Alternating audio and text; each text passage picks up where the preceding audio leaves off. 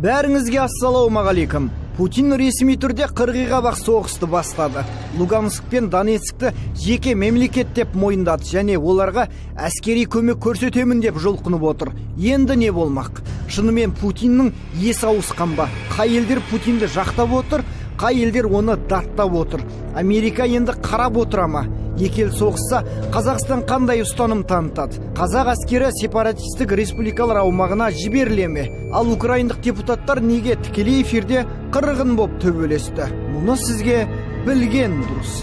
Ардақта ағайын, дәл қазір төменге түсіп, подписация деген қызыл тетікті басып және қасына шыққан қоңыраушаны баса салыңыз. Шабыт бізден, қолдау сізден. Алдымен мына қызыққа қараңыз. Украинаның мемлекеттік арнасында Ресеймен арадағы жанжал тақырыбы талқыланды. Бірнеше саясаткер Ресеймен соғысымыз керек пе жоқ па деп қызыл кеңірдек болды. Сол кезде қызықтың көкесі басталды. Қаны қызып кеткен спикерлер бір-бірімен қырғын болды.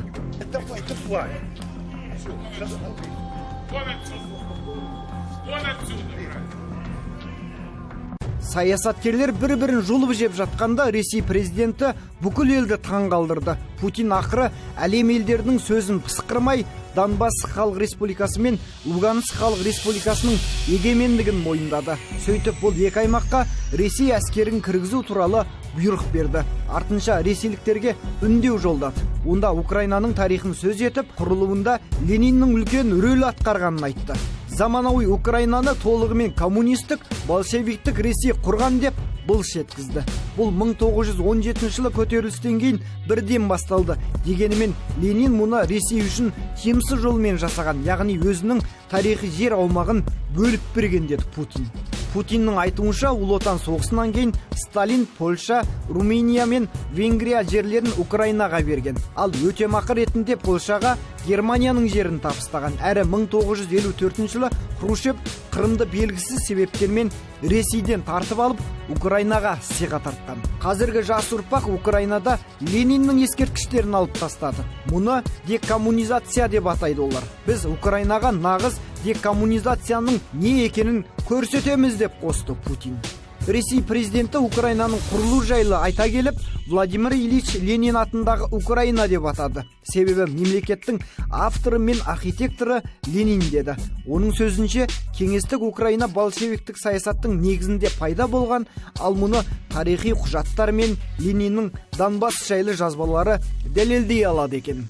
Путин қос аймақтың тәуелсіздігін мойындау туралы шешім қабылдағаннан кейін Украина бас прокуратурасы қылмыстық іс қозғады. Бұл жөнінде Facebook парақшасында Украинаның бас прокуроры хабарлады. Украина президенті Зеленский болса халыққа үндеу жолдады.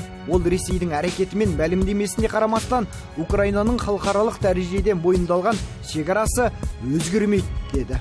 Басып алынған Донецк пен Луганск облыстарының тәуелсіздігін мойындау бұл Ресейдің бір жақты түрде Минск келісімінен кеткенін көрсетеді. Бұл бейбітшілік іс-қимылдары мен келіссөз форматына нұқсан келтіреді. Бүгінгі және ертеңгі ықтимал шешімдер арқылы Ресей 2014 жылдан бері іс жүзінде Донбасста болған әскерін заңдастырды. 8 жыл бойы соғысқа дем берген мемлекет өз айтқан бейбітшілікті қамтамасыз ете алмайды деді Зеленский. Елдің бәріне енді Американың не істейтіні қызық. ақш таңдауын жасап болған. Байден ашуға мінді. Санкция, тағы да санкция. ақш президенті жарлыққа қол қойды. Құжатта америкалықтардың Донецк халық республикасы мен Луганск халық республикасын қаржыландыруға және инвестициялауға, сонымен қатар олармен сауда жасауға тыйым салынатыны анық жазылған. Бұған қоса ақшқа бұл екі аймақтан кез келген тауарды импорттауға қатаң шектеу қойылған. Ал өзге елдер Путиннің қылығына қарап тұра ма? Жоқ, үлкен мемлекеттер ұстанымын жария етті. Абай Кезет порталы арнайы сараптама жазған. Былай деп: Канада елі Ресейді қатаң айыптап, өз кезегінде санкция салатынын айтты. Біз өз серіктестерімізбен одақтастарымызды қолдай отырып, Ресейге экономикалық санкциялар енгізетінімізді жариялаймыз, деді Канада сыртқы істер министрі. Ұлыбритания премьері болса, Ресейдің әрекетін халықаралық құқықты өрескел таптау деп атады. Лондон өз кезегінде санкциялар салуды бастады. Сонымен қатар, Ұлыбритания Киевке қару-жарақ жеткізуге ниетті. Франция басшысы да Ресейді қатаң айыптап, қатаң санкциялар салуға шақырды. Польша премьері болса, Ресейді агрессор деп атап, дипломатияға соққы жасады деп айыптады. Артынша Европа елдері ауыр санкция салу керектігін айтты. Қытай болса мәселені дипломатиялық жолмен шешу керектігін ұсынды және жағдайды ушықтырмау үшін келіссөздің маңызды екенін де айта кетті. Финляндияда Ресейді айыптады. Өз кезегінде Европа қауымдастығы бірлесе қататын санкциялық жауапқа дайын екенін және қолдайтынын айтты. Румынияның ұстанымы да Финляндиямен бірдей болды. Грузия президенті болса, Грузия Ресейді қатаң айыптайды. Ресей біздің жеріміздің 20%-ын отарлап алған әрекетті Украинада қайталауда деді. Ал Қазақстан қандай ұстанымда? Сыртқы істер министрлігінің басшысы Мұхтар Тілеуберді Луганск пен Донецк аймақтарын мойындаудың күн тәртібінде жоқ екенін айтты. Жағдай өте күрделі, шиеленісіп бара жатыр. Ал Қазақстан ұстанымы, ресми ұстанымы қазір талқылануда. Қазақстан мойындай ма бұл екі?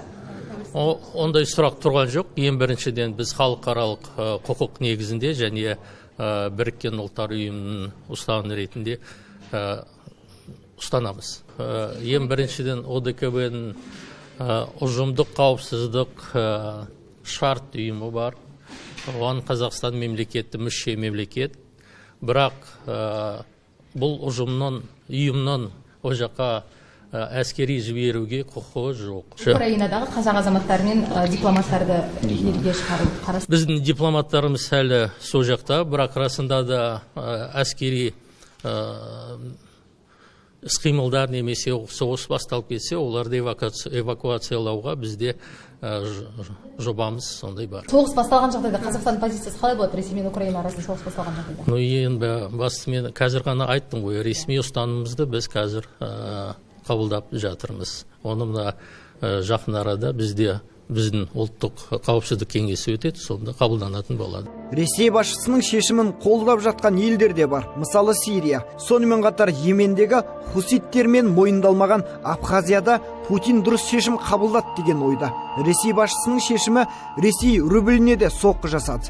Рубль долларға шаққанда құнсызданып барады. Ал ірі ресейлік компаниялардың акциялары бір күннің ішінде 20%-ға құлдырап кеткен. Осылайша Ресей басшысы Луганск пен Донецк аймақтарын дербес ел деп мойындау арқылы өркениетті әлемге қарсы екенін және халықаралық бірде-бір шартты мойындамайтынын көрсетті. Қарап отырсаңыз, жағдайды қарапайым халық емес, ірі мемлекет басшыларының өзі ушықтырды. Тарихта мұндай жағдайлар өте көп болған.